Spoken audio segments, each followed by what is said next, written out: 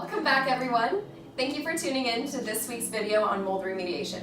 We're going to take you step by step on our protocol for dealing with mold and how we make it like it never even happened.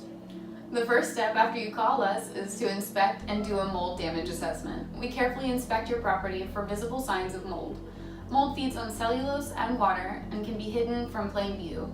We use various technologies to detect mold and hidden water sources. Next step is mold containment. Our technicians will use various procedures to stop the mold from spreading.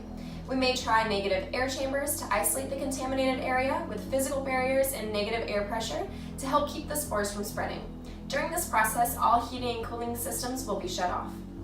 After that, we move on to air filtration. Our filtration equipment allows our technicians to capture microscopic mold spores out of the air. We use air scrubbers and HEPA vacuums to prevent the spread of these mold spores while the mold remediation is in process. We then move on to removing mold and mold-infested materials. We'll use antifungal and antimicrobial treatments to eliminate mold colonies and to help prevent new ones from forming. Depending on the severity, we may need to remove drywall and carpeting to remediate heavy mold growth.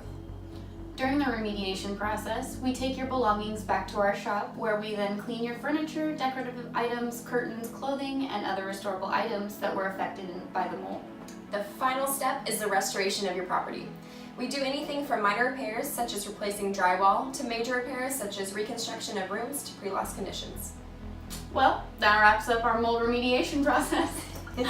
Living in the Pacific Northwest, we are susceptible to mold in homes. So if you ever encounter it and don't know what to do, give us a call and we can make it like it never even happened.